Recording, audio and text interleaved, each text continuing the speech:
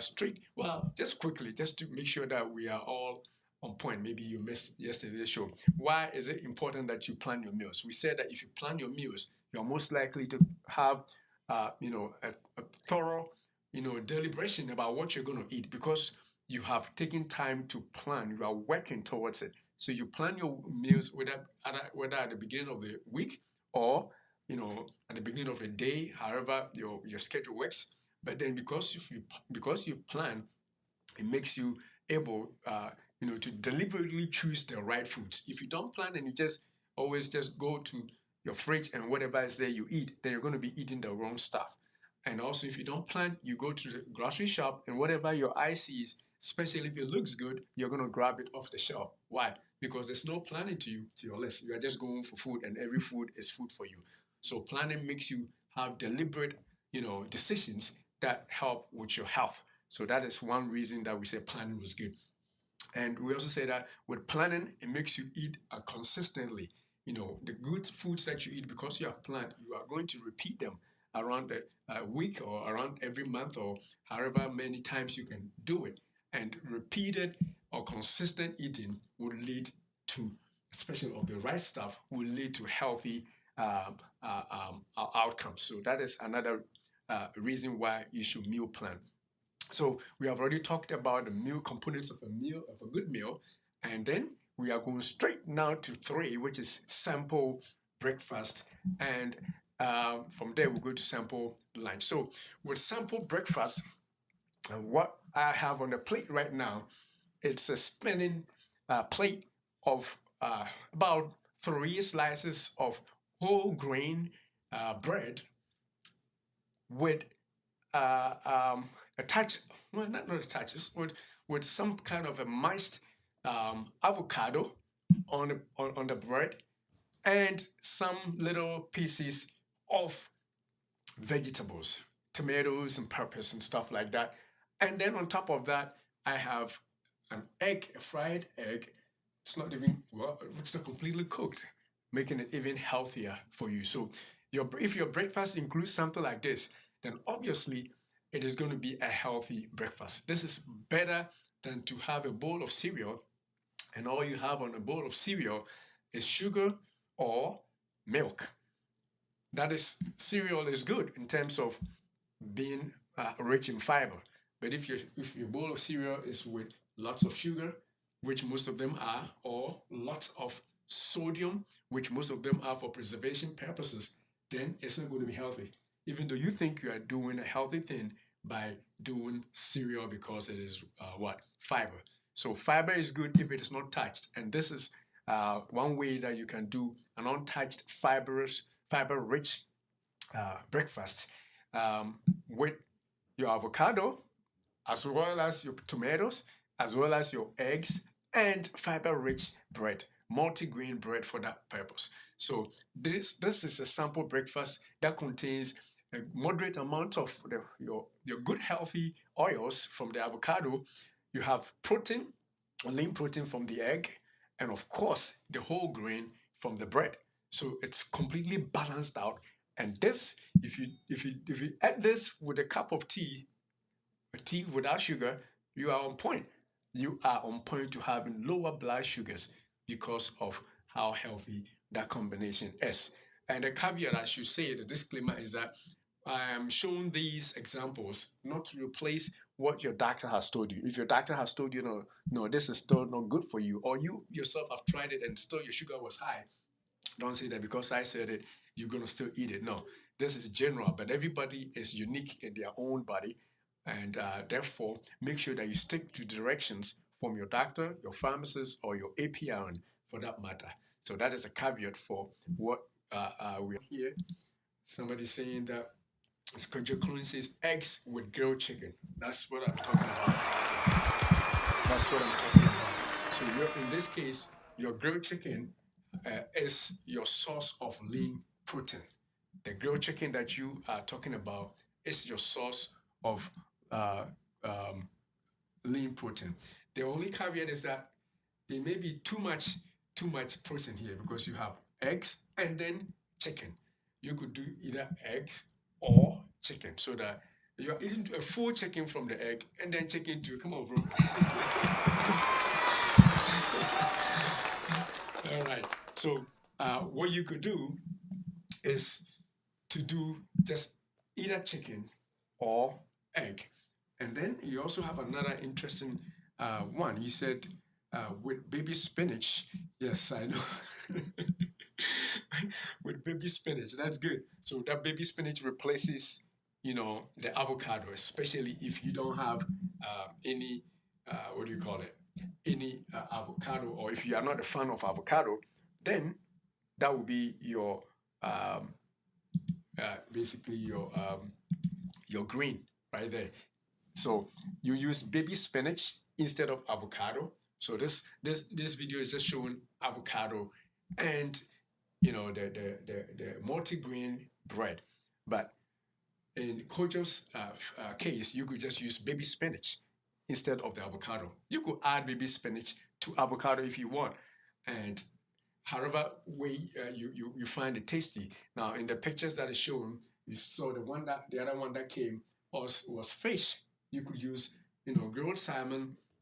Even some people would do fresh salmon, like they have in sushi.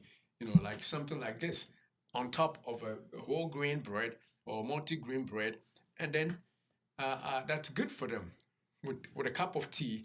That makes for a very healthy diet, breakfast idea that you can use to fight off high blood sugar. And you don't have to have diabetes to do this. You can use this to prevent diabetes in the first place. But if you are diabetic, then of course doing this will even make your blood sugar better.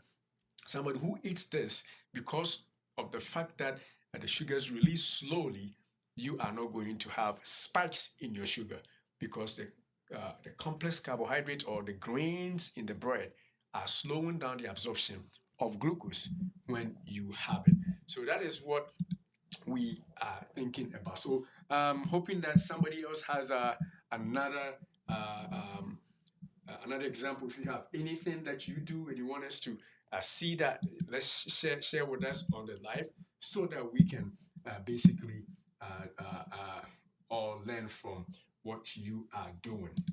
Anybody else? If there's anybody else sharing anything, let us see, because we want to learn from all the people who are watching. I'm not the expert here. Everybody has something that they could also share. So yeah, definitely let me see if anybody else has an idea that they want to share. Anybody else? I'm waiting for more. Or even Kojo, if you have another kind of meal that you've been doing, you could also share with us. Apart from those that you have already shared, we could still use more ideas. If you have ideas that you feel like the ones that that have been helping you, we could definitely do that also. Otherwise, we will power up and go forward with more. All right. Just make sure that I got my screen back here.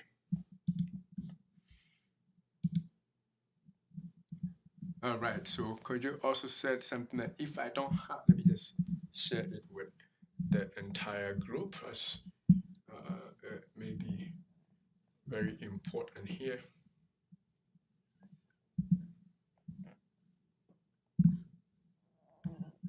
He's saying that we go live right there. I'm just trying to put up your comments and we will share that now.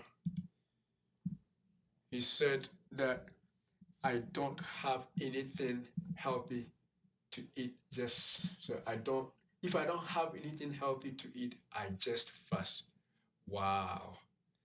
Wow. That is interesting. If I don't have anything healthy to eat, I just fast. I see. I see. Now, so you are doing intermittent fasting at some point, sometimes. That is what I think you are doing sometimes, if you're saying that. But with that being said, apart from him, anybody else?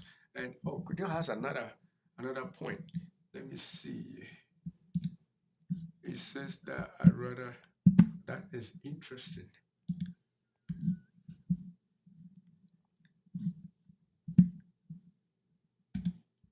It also says that I would rather fast than eat junk food. Oh, come on, man. That is what's up. I like that mentality because if you're going to eat something that's going to make you sick, you would rather not eat, because if you don't eat, you're actually going to burn the stores of, fat or carbs that you have in your liver. So it is healthier to actually fast than to eat junk. Now, the only caveat is that if you are diabetic, I'm pretty sure that if you are diabetic, then you cannot go hungry for a long time. So if you are doing intermittent fasting, you probably know how long you can hold off without food so that you don't end up in big trouble. But if you are not diabetic, then not eating is always a way to go if you don't have the right foods. Because, I mean, why would you eat the wrong food when you have, you know, nothing that would actually be good for you? If you don't have the right food, then definitely you don't have to eat anything from the wrong. You always have to make sure that you are eating right. And I'm very happy that you are engaging. If anybody else has any idea, they can share with us. Because I don't want us to just power through and not. No, this is practical. We want to talk about it practically. So if you are joining, share with us what kind of breakfast you eat, if you don't mind. And if you don't mind, I can critique a little bit. Like Kojo's one, I critiqued a little bit, and I think he sees it as fun. So if you have an idea of what you'll be eating and you are not even sure, you want to just ask, just throw it in the comment section now, and let's tackle it, because it's a practical show. We want to make sure that we are affecting lives and we are not just eating anything. We want to make sure that we live right. A lot of people, trust me, we are not just doing this for doing sake. Young people that are passing away, some in their 50s, some in their 40s, some in their 30s. And when it comes to the 60s and late 50s, that's even worse, you know. So it's not a joke when we talk about certain things like this. But sometimes all it takes is just a simple lifestyle change, and many things will work through and help your life to be better. So I definitely want to ensure that we are doing the right things as we move forward. So the next food group that I want us to tackle uh, um, will be the lunch. But before the lunch, if anybody has anything to say on the breakfast, just let us know. Let us know. I'm not the only person that knows. Everybody can help, can share. So if you have anything to share with breakfast that we haven't mentioned, what do you think we should continue to do as far as breakfast is concerned? If you want to share with us, we will be able to share. I'm still waiting for a little bit. If anybody is on the live and they want to share what their breakfast has been like, or what kind of breakfast they usually do, we will consider it. We will consider it because we are learning together. Um, in the interest of time, though, I will move forward and then we will go to the next one, which is basically um, the lunches. So, for lunch, if you remember what we talked about in terms of the components, we want to do a little bit of carbs, a little bit of, you know, protein, and also your fats and oils, as well as your mighty greens. Now, if you have a lunch that does not contain any of these, or the amounts of these are what we say overturned, in some language, say tributu, something that is very, very high in carbohydrates. For example, you are eating rice, a bowl of rice, and all that is on top of the rice is one piece of chicken, or it could even be two pieces of chicken. But the fact that you are eating a complete bowl, a full bowl of rice, which is basically a processed, I should say, polished food, we talked about yesterday as not being good. If that's what you're eating, then guess what? You are eating wrong. All it takes is a little bit of inactivity, and all it takes is your age going up, and diabetes, high blood pressure, and all those bad stuff begin to show their ugly head. So Your lunch should be, again, with moderate amount of carbohydrates. If you can take it out, it's even better. But for purposes of completeness, just put a little bit of carbohydrates in there, complex carbohydrate. And then after that, you make sure that it is with some greens, because the greens will serve as your fiber. And then after that, you make sure that you have some protein. So that is what the slides that I'm showing entail. We have, for this one, we have chicken, grilled chicken, not fried chicken. Come on, man. We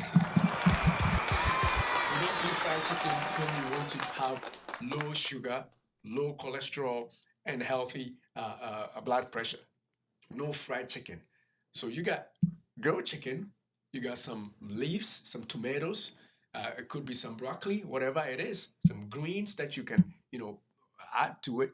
And then for your carbohydrates, you could add a little bit of, the quinoa, which is both a grain and also has, carbs, or any grain that you think you are a fan of. You could add a grain to it, so that will serve as your carb. And then after that, you do your oils. So this salad could have a little bit of olive oil on it. Oh, come on, man. This is lunch. I'm not talking about going to the bar and sitting down and eating heavy dumpling or heavy fufu, as we call it. No, or heavy rice ball, as some people do. I hope I'm hitting some nerves right now. Yes, if you are going to be doing that, then you are not eating healthy, especially if you don't want to get diabetes, or if you are diabetic and you don't want your blood sugar to skyrocket. You don't eat those processed rice and then made into balls, and all those things. No, you want to make sure that you eat right. And so your carbohydrate source will be like this one. It will be for the little corn over there. There's carbohydrate in there, you know. And then your other sources will be your protein. This is a stir fry with tofu. If you look closely, there's tofu in the tofu is your source of protein. This will fill you up. You don't get easily hungry when you eat something like this because of the tremendous amount of fiber in there. This is a quinoa salad. This is a salad with a base of quinoa. It's like rice, right? But it is healthier than rice, And this one is your salad with your grilled chicken, no fried chicken. And this will fill you up. If you eat this and you drink water, you did your body good. Come on, man. You did your body good.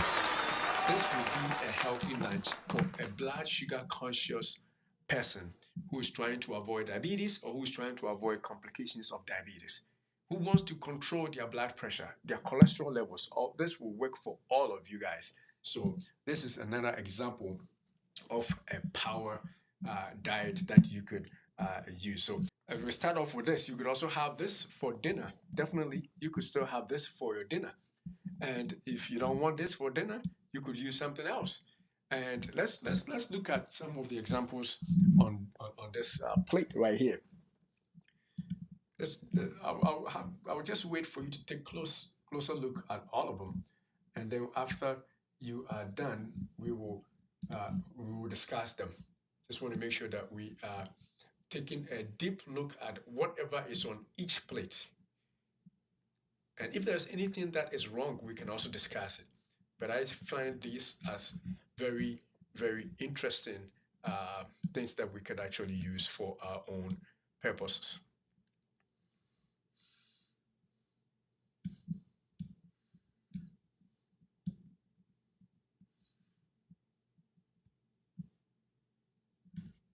All right, so let's discuss it. And if you are joining, I see a couple of comments from Gifty, the co-host is active on the live. Let's see what she says on the other thing that she's. Oh, I missed that earlier. She said no sugary. Say no to sugary cereals. So that was on top of on the breakfast menu that we showed. Say no to sugary cereals. Any cereal that has sugar, you even kids should not eat it. I know kids love sugar added cereals, but even your children should not be given those. You know, so if you are an adult and you're eating that, Oh man, that is that's very bad, right? So definitely no sugar added cereal. Okay, and then she also brought something up and said carbohydrate can be. Let me take my carbohydrate can be butternut squash. Oh yes, yes, yes. See, that's why I'm just here on the show, but she's also powering up and showing us some stuff. So butternut squash could be your carbohydrate source. Butternut squash, that is very good. That I don't know if you have had it before, but uh, she's my wife. So talking about that, you must know that she has made it here for us to eat. Butternut squash is very, very good. Very good. You could tell that it's a healthy diet when you are eating it, and so that is another source of your carbohydrate. So instead of some other stuff, well, let's start with this. I think we could actually use this slide as a discussion point. So this is the dinner ideas, right? Let's see what we can do with the dinner ideas right now. So for these dinner ideas, um, with this, the first food that is shown uh, right now, we're still doing the one that we use for lunch, which you could also use. So we have tofu as the protein source and the other stuff. Now, the next one is your salmon. So this will serve as your lean protein salmon and your mushrooms or asparagus.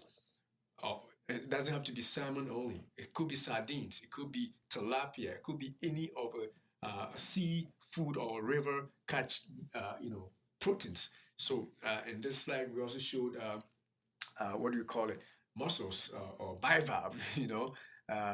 Uh, if you are not allergic to seafood, you could also add those. So those are your sources of lean protein.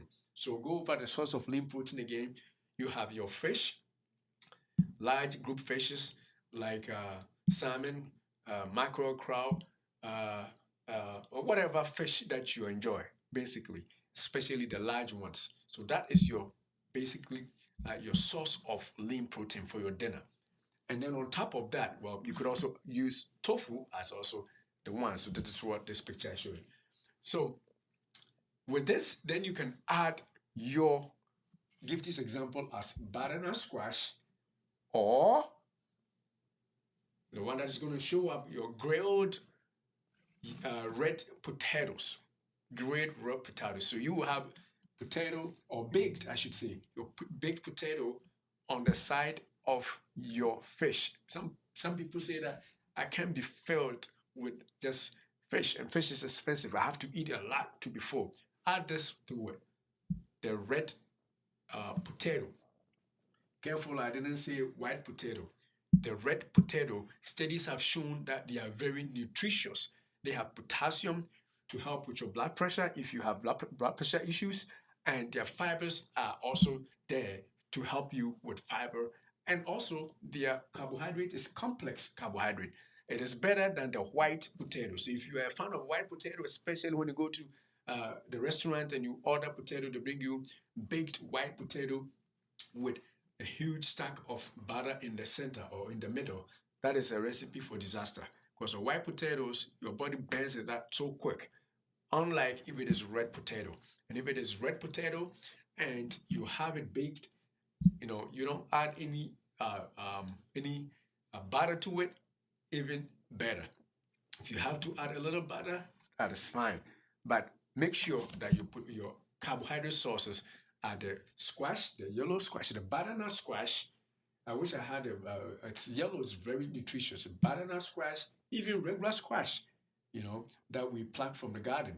You could cut that up. Gifty has made that before, sometimes just steaming it, not baking it. So you steam it or you bake it, you add it to your lean protein, which in this case we are talking about your fish groups or your tofu or your mussels that we showed you. So that would be your source of dinner. Now, I know that some people will be watching and they'll be like, this looks expensive. Yes, that's what you think until you start cooking it. Then you will know that they are not that expensive. In terms of comparing it to unhealthy stuff, these are better for you. Now, this one I didn't talk about is a chicken, grilled chicken with your veggies on the side. How many of us are eating grilled chicken with veggies for dinner? Oh, come on, man. I wish we were doing that. Most people would rather eat a starchy food. It's either yuca or cassava or plantain or potato mashed into a ball we call fufu, or uh, rice, polished rice, and and stew. And the sad thing is the amount is also so huge that you are only increasing your chance of getting diabetes.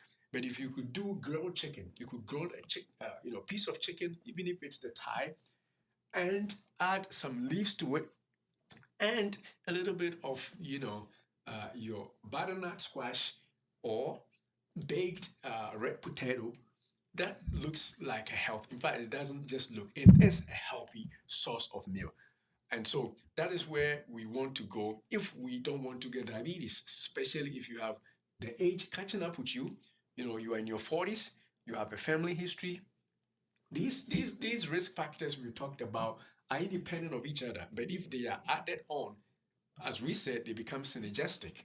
So if you have the risk for diabetes because you are over 40, and then another risk if your parent or your sibling has that risk, that is even worse. One risk is enough, that's your age. And then if you are obese, in other words, your weight is a little on the higher side, that is also risky. And so, dear friend, we are serious about this. We see people getting strokes, heart attacks all the time. And all they have to do is to change up their diet now, quickly. Of course, there's more. You got to do exercise. You got to see your doctor and be on medications and be treated if it is out of whack. If it is in a place, if your cholesterol and your blood sugar is already in a place where your diet alone cannot change it right now. But the starting step, even when you see the doctor and your risk is high, usually they will tell you the first thing to do is to change your diet and your lifestyle by exercising and eating the right foods. And so that is where we want to make sure that you are at. If you're not already there, the little things you can do, you got to do, because we are stewards of this body that has been given to us.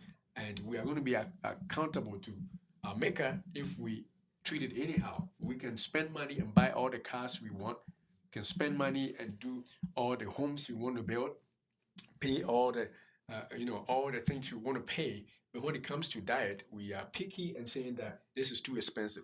That's why I always say that you are more expensive, and you treat yourself right.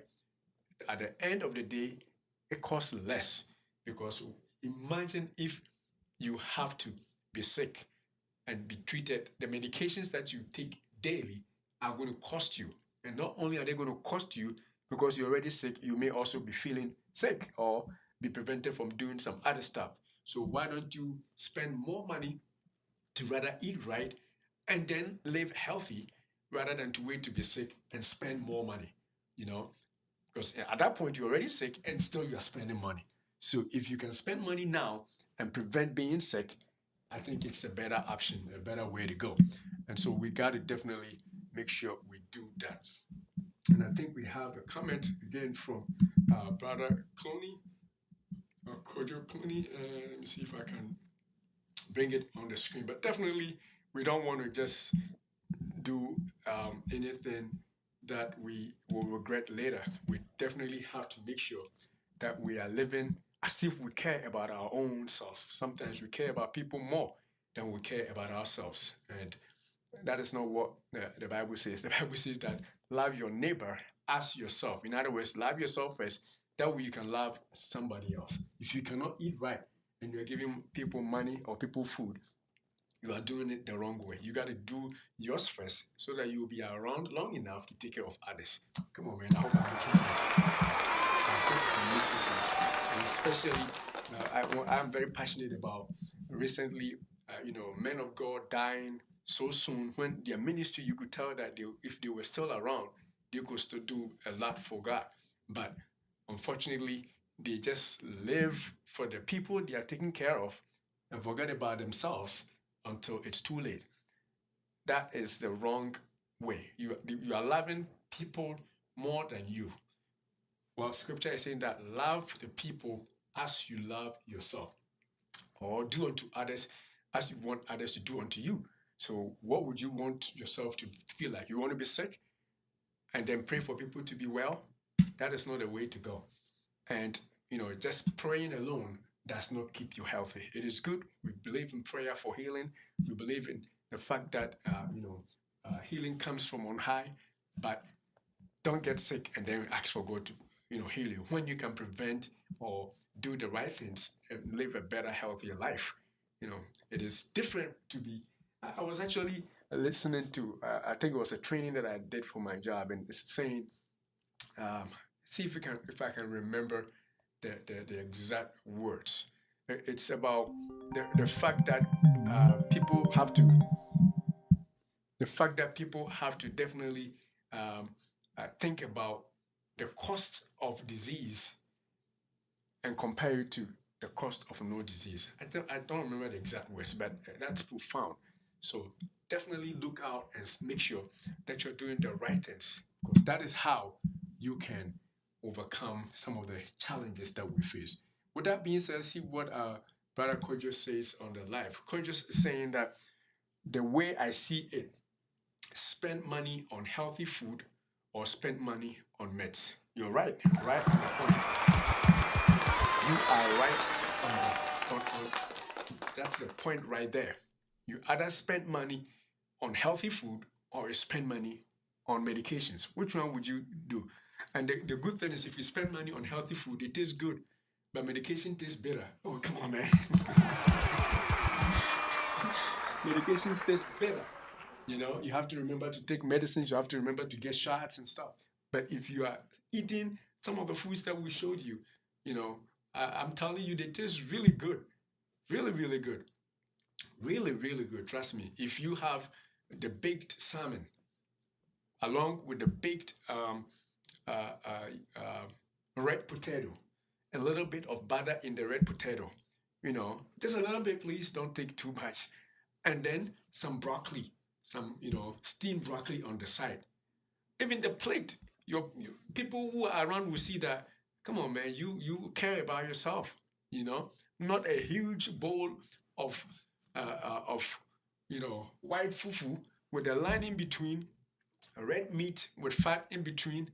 I was watching a TikTok video. Somebody who has made, he's saying that it's better to live where he is because he's got money to be able to buy this huge amount of a food called conconte or apetit, and then with the soup, and he is proud of what he is eating. You are eating this and getting diabetes. What is the point in that? Why would you not eat something that is healthier?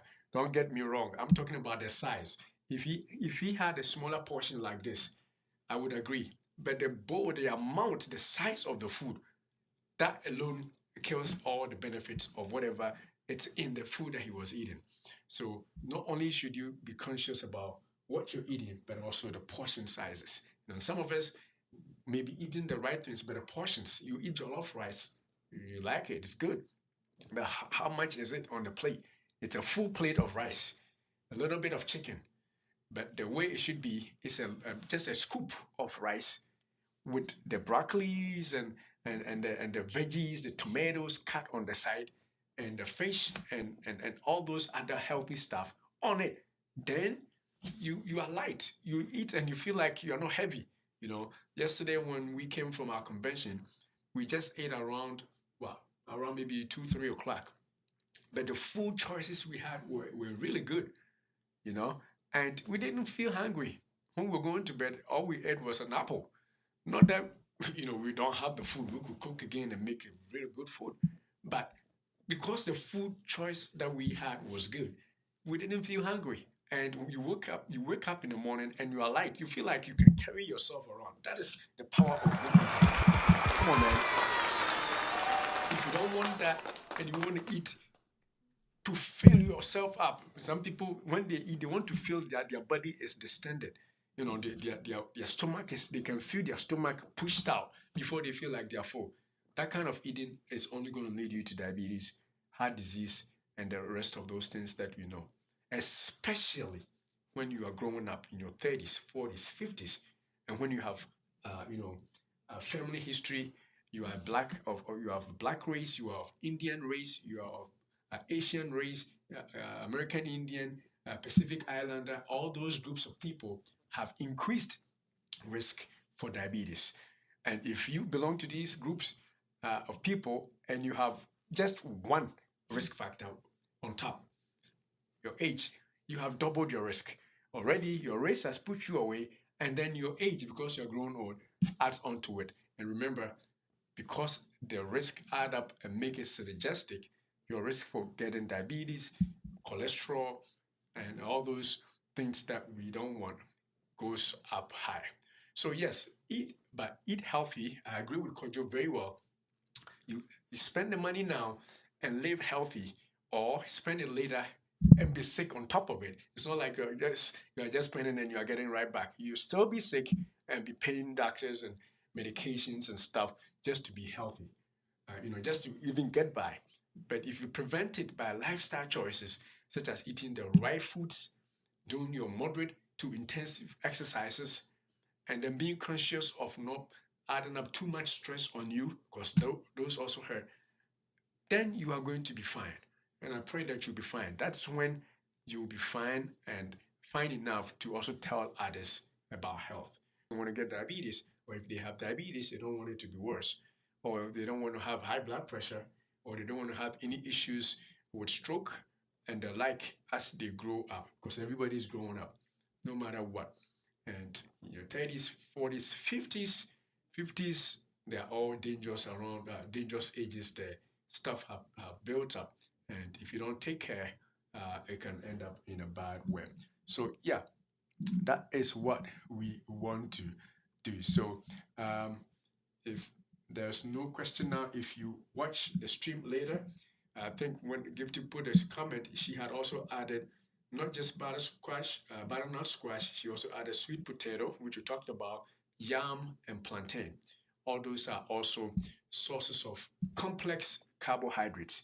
But then again, how many are you eating? If you're going to eat a bowl of yam, then it defeats the purpose. So in my book, a healthy yam meal would be the tops four. Three, the best. If you are diabetic, maybe even two. And then fill the other half of the plate with your fish or your chicken and your leaves. So it becomes, oh, come on, man. You make me feel like I should eat those now. But definitely, that is how we have to make it.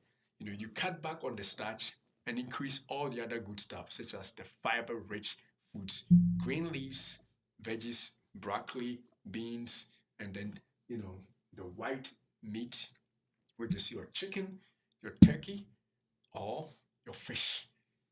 And those are the things you want to do. Nothing fried, nothing fried. Everything in moderation. Olive oil, to sprinkle on it, or for your salads, and healthy fats from your avocados and your nuts. Yes, I think there was one more thing I almost forgot that I want to talk about. That is your snack. Your snacks. What kind of snacks would you eat? Because some people really like their snacks. So let me see if I can. I don't think I may be able to pull it up. But the snack include, for example, you have had a nice breakfast. We talked about breakfast, right? And then you also had a good lunch. You had a very healthy dinner. But after dinner, before you go to bed, you are a little hungry. That is what I did yesterday. I chewed an apple and I was good. It could be a green apple, could be a red apple. If you are diabetic, green apple is even better. Or you could eat nuts. So it's either nuts or apples. I have this wonderful video, but because of time, I don't think I'm going to be able to show you. But you have, green apples or your red apples as your snack in between meals if you're hungry. In fact, if you're not hungry, then you stick to what Kojo said. Kojo said that if there's nothing good, I don't even eat. Now, if you can basically keep your snacks out, like just breakfast, lunch, and dinner, and in between just fast without eating anything, even better. But if for whatever reason, because you were used so much to the carbs and now you are cutting back, you get hungry, it's okay to eat an apple. It's okay to munch on some nuts. some walnuts, some pecans, you know, uh, peanuts are not the best, but at least it is better than, eating yogurt. I mean, yogurt is even okay. Ice cream or chips, salted and with trans fats. You don't want to eat those as snacks. What you want to eat is a fruit for snack. Watermelon, oranges, bananas, all those serve as a nice, healthy snack for you. And if you are able to do that, you feel like your blood sugar is always level. Because when you feel like you're hungry, but it's not real time for your lunch or real time for your dinner, and you pop up an apple, the sugar in the apple brings your sugar up a little bit. But it's not so high that when it's time for you to eat, it makes it too high. And because it's also fiber rich, it's not going to be like too high in your blood, no matter how sweet it is, because of the original fiber content in it. The absorption is going to be slow, and yet you feel like you're okay. You don't have to, you know, look for food right there and then. So that is what we want to do. Snacks are good, but you got to go for the fruit healthy snack. Fruits and nuts are your first choice for snacks if you are diabetic. Now, somebody may say that if you're diabetic, can you eat those sugary fruits? That's a whole question for another video. But that being said, what we will say is that we all know the kinds of fruits that are so sweet. So you could avoid those and eat those that are not that sweet. For example, if you are choosing between apples, you could go for the green because there's less sugar. You could tell that it's a little better, But if you have to eat one apple because your sugar is low, you are hungry, you can't stay without food until your next meal, which is your lunch. One red apple, which is even sweet, is okay because that will bring your sugar up so that you don't also get into low sugar. So it's all something that you got to just work out for and be listening to your body and that kind of thing. An apple will not bring your numbers so high. It may be due to something else. If you eat an apple which is sweet, it's okay. Or you eat a banana in the middle of the day because it's not lunchtime for you and you're hungry. If you're diabetic, you got to eat it, just a banana. But if you are eating like 5 bananas because it's a snack for you, then of course you're definitely going to get it into the higher amount, which you don't want it to be. So basically, you just have to do it in moderation. But definitely, you can eat fruit for snacks, fruit and nuts. I like the nuts so much. Bag of nuts along with you know uh, um, the sweet ones. Can't if I can bring this up? I already had a video for it, but basically, Gift, if you are on, just remind me. So there are nuts and there are other things, dried grapes. I forgot what they call it, and other things that mixed nuts, nuts that are mixed together. Some of which are sweet, some of which are not sweet. But because it's a mixture of all those nuts, you get a benefit of all of them, and you stay regular. You stay regular. You don't have constipation even if you are diabetic, which constipation becomes some of the things that come with diabetes because of gastroparesis. If you are a nut eater, it helps bulk up your stool and your stool will go down. And so, nuts for me is a very healthy snack. And also, they also have all these good oils that we've talked about. So, nuts for snack will be a good and a healthy choice for in between meals when you think you are hungry and you cannot wait to your next meal. That is what we are talking about. Yeah, so some of the examples of the nuts. There's one that is sweet. I don't think that's a nut, but they mix it with, I just don't remember the name. Gifty is telling us some of the nuts we talk about are the pistachio, and then we talk about almonds, and then we talk about walnuts. Definitely walnuts too. They are all healthy sources of good oils and fiber and protein and omega-3 fatty acids. Yes, this is what I was looking for. It's the cranberry. Cranberry, dry cranberries mixed into the nuts. As Gifty just posted that makes the nut sweet. So even if you're not a good nut eater, you don't like nuts, mixed with cranberries, it makes it sweet enough for you to be able to eat and enjoy, a handful of nuts, in a day, you have the benefits of omega-3 fatty acids, what do you call it? HDL, high density cholesterol levels, everything good about nuts. Once you eat them as snack, you get them. Some people just even eat them raw for their meal. For example, when Kojo says that if I don't have anything to eat, I'll go hungry, Kojo could use nuts as a meal at that point. If you have a mixture of nuts already home and there's no good food, just snack on the nuts, drink some water. You see that you will be filled up because the nuts are fiber rich and you get the sources of all the other good stuff that can make you feel full and last longer without eating any real food. It is food, as a matter of fact. So, those are some of the things that you can do for snacking purposes in between meals if you cannot wait. If you can wait, then add those to your meals and make your meal richer so that you intermittently fast. But for those who cannot wait because of either low sugar or because their food portions have dropped, because we're talking about portion sizes, right? So maybe you have cut back on the starch. You don't eat a full round bowl of fufu anymore. You are eating just this because that's what is healthy. Now you are hungry. Okay, add the nuts. Eat the nuts and drink water. You'll be fine. You will not die. Sometimes, you know what? I'm going to say this and then you'll bring it stick to your clothes. I used to think that if you're hungry, you can't fall asleep. It's all made up. Trust me, it is made up. If you are here or if you are watching this show and you think that when you don't eat, you can't sleep, it is made up. It's in your head. It is not true. If you cannot sleep, it is because you're not tired enough. But you don't need to eat a lot for your belly to be working and for you to be tired to be able to fall asleep. Just cut your portions. Drink water when you're going to bed. Eat some nuts when you're going to bed. Before you brush your teeth, eat those nuts. Drink water, eat a fruit, and go to bed and see if you can sleep. You may not be able to sleep the first couple of nights because mentally that's what we think.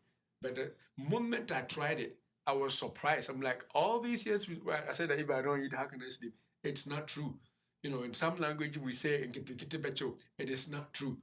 You know, unless your blood sugar is so low or you are really, really hungry, that is when you can fall asleep. But even that, if you take your mind off it, your body will go to sleep because it is built in our DNA to fall asleep in the dark, in the night, whether or not we are eating. And so, those of you who think that you have to eat a lot to be able to fall asleep, it is neither here nor there. Trust me, if you disagree, just try it. My goodness. If you disagree, try it. Just cut back on your dinner portions. The fufu you eat, the jollof rice, the burgers, the sandwiches, whatever you eat before you sleep that makes you feel like you have to fill up before you sleep, you cut back. Start eating salads. Drink water after the salad. You may not feel like so full, but you feel fine and you can sleep good.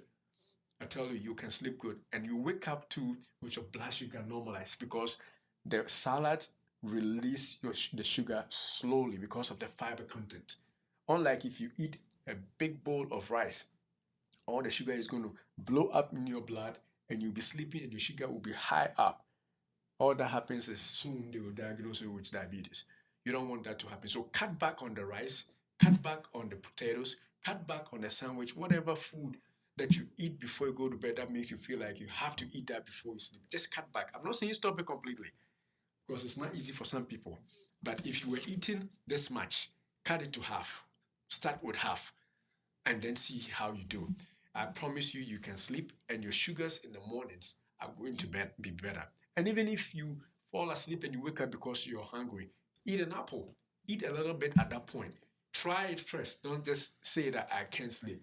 If you can't sleep and you wake up because you're hungry, at that point, you snack a little bit. You know, eat a little bit at that point and then go back to sleep instead of just to pound up on a huge stack of starchy food because you feel that is what is going to make you sleep good. That doesn't work that way. Especially if you are diabetic, then you definitely don't want to do that because it will destroy your morning sugars. Your doctors cannot understand why your morning sugars are so high because you are eating a lot. Meanwhile, you don't have enough insulin overnight to control the glucose that is coming up in your blood. But that being said, stick to what your doctor says to you because they have the final say. They see you all the time and don't know your specific condition and they are treating you. So apart from that everything else we have said, we also want you to remember that this does not replace the direction by your doctor, your diabetes care provider, your hypertension doctor, your nurse, or whoever is taking care of you, your pharmacist. Stick to what they say. But ultimately, that is what they know about your body. But generally speaking, these are the things that work for you. So, with that being said, we are going to close the show here and see if we have any other no new comments. We have had very great comments, and thank you all for showing up to watch. And those who watch up later, if you're watching us on Facebook, you could support us with stars by clicking the stars button, and then we will receive stars. It will make us stars. No, we are not. We are underdogs. But come on, give us some stars. Let's make some money. Because we're spending some time here. All right. But that being said, it's been fun. We love to teach and we love to share. If you have any questions, put it on, even if you are watching after the live, and we will be careful to answer if it's something we got to answer. If you have something to share, share also, and we will all enjoy in it. With that being said, we will end up by saying, dear friend or beloved, I wish, or we wish above all things, that you prosper. Not just make the money, but make sure you live healthy, even as your soul is also prospering. Thanks for watching. God bless.